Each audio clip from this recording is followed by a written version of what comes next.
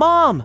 Dad! It's that squirrel again!" "Not again," the father replied. "We really need to do something about this. It keeps freaking out the dog, and it won't stop bothering us. When a squirrel comes to your window, 9 out of 10 times it's for food." But to the Jefferson family, it quickly becomes apparent that this is not the case with this squirrel. He comes back every day, tapping on the window, and they have simply no idea why he does it. Until one day, they do a major discovery. The family is shocked when they discover the reason for this squirrel's strange behavior. Before we start our story, smash the like button. Make sure to subscribe and hit the notifications bell so you won't miss any new stories. It had been almost 2 weeks since the strange squirrel came to their glass door daily. Every morning it was the same story. But now the family had finally had an idea. They were going to leave the window open. If the squirrel really wanted to come inside, he finally could. Steve was out of bed early that morning to see if his plan worked, and sure enough, he saw the squirrel jolt into the house and straight up the stairs.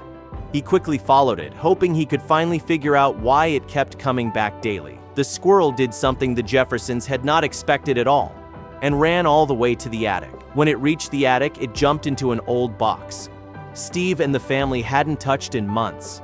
When he looked inside, it immediately became apparent to him what was going on. To better understand this situation, we're gonna have to tell you a bit of backstory first. It won't be long. When Paula and Steve had first talked about having kids, they'd always dreamed about living in the countryside where their children could play outdoors. But as the years went on, it never seemed feasible. They both had jobs in the city, and the kids didn't seem to mind the hustle and bustle. But then, Paula came home with surprising news. Paula learned that her office was downsizing, and they were offering remote work to any employees who might be interested in working from home. Paula was thrilled at the thought. She'd be able to spend more time with the family without having to sacrifice her career.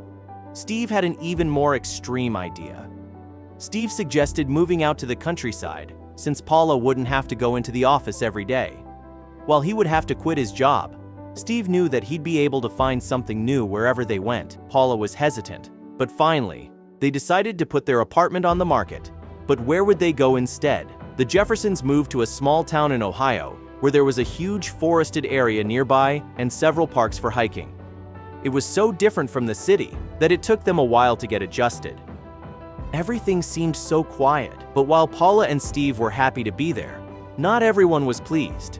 At first, the kids were upset that they had to leave their friends behind in the city.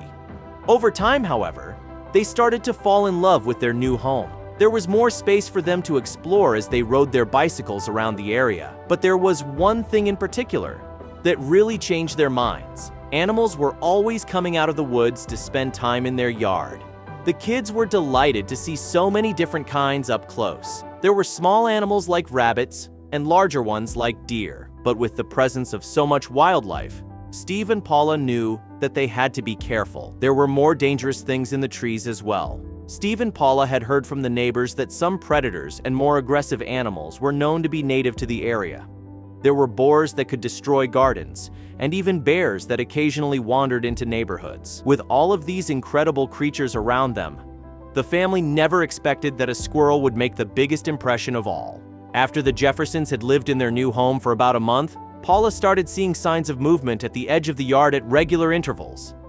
She kept watching, and she was surprised to see that it was a squirrel running in circles around the house at a great distance. She would soon discover that there was something else odd about the newest addition to her yard. By the time Steve and the kids were around, the squirrel had stopped circling the house, and the backyard was empty. Paula figured it was a one-time thing, and told her family about it as a funny story.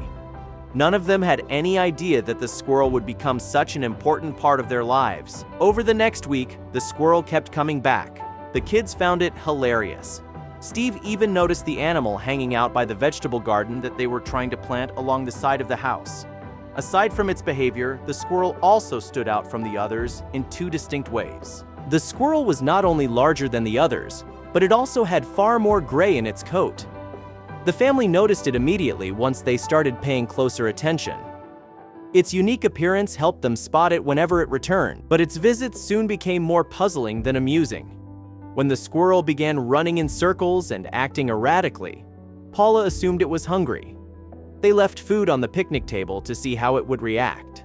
Surprisingly, The squirrel ignored it entirely and instead kept running in circles closer to the house. One weekend, Paula was awakened by a persistent tapping noise. Assuming the kids were up early, she went downstairs, only to find the sound coming from outside.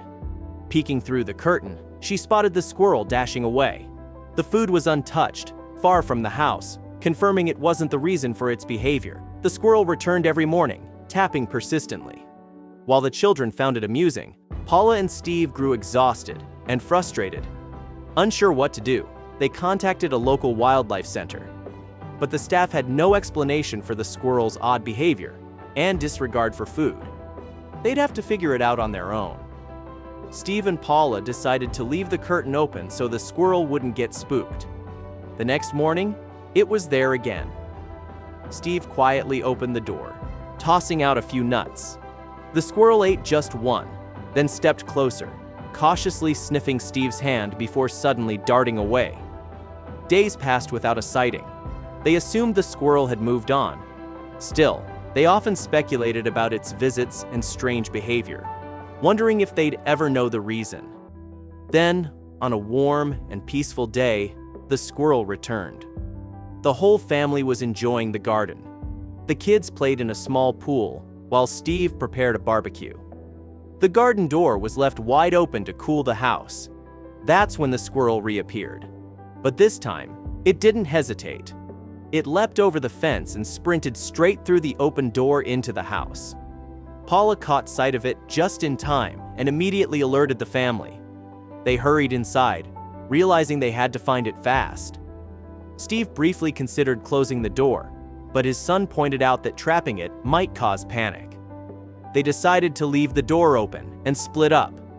Steve and Paula began searching the house while the kids waited at the door to see if it would exit on its own. After about 25 minutes of searching, Steve and Paula, drenched in sweat, realized the squirrel wasn't on the ground floor, or was hidden too well. They regretted leaving the kids alone by the door and continued their search upstairs. Half an hour later, they concluded the second floor was also clear. That left only one possibility: the attic. Normally closed, the attic had been left open that day. Steve had retrieved something earlier and hadn't put the stairs back up. He never imagined he'd be heading back up with the goal of finding a squirrel. As he climbed, faint sounds confirmed the squirrel was there. He followed the noise until it led him to a cardboard box, slightly open. Crawling toward it quietly, he finally reached it and peeked inside. There, nestled among the contents, was the squirrel, calm and unafraid. Steve remained still and examined the box. It didn't look familiar. After a moment, he realized it was a box of belongings left behind by the house's previous owner. They had always meant to return it, but had forgotten. A strange thought crossed Steve's mind. Had the squirrel followed a scent it recognized? He shared the theory with Paula, who laughed at the idea.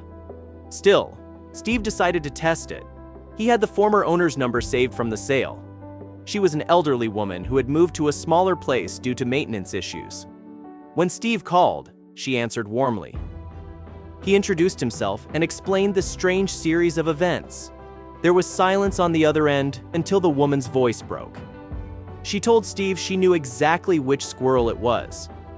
Years earlier, while walking in the nearby forest, she had found a baby squirrel abandoned by its mother. Believing it wouldn't survive alone, she took it home and nursed it back to health. When it was strong enough, she released it, but it never forgot her. The squirrel would return occasionally, perhaps for food, perhaps just for comfort. It had clearly remembered her, and her scent.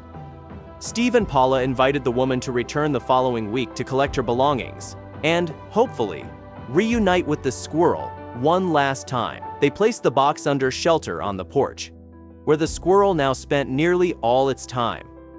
Each day, the family fed it and watched it sleep near the box, waiting. When the old woman arrived, the squirrel cautiously approached. But it didn't take long before it recognized her. Though she couldn't take it with her, she loaded up the box and left. From that moment on, the squirrel never returned. With her belongings gone, it seemed the connection had faded. But the family hoped that final visit had brought it the closure it needed. If you enjoyed this story, don't forget to like the video and subscribe to the channel for more emotional and mysterious tale. And to prove you made it all the way to the end, leave a comment saying, "I made it to the end." We read every comment, and yours might be featured in the next video. See you next time.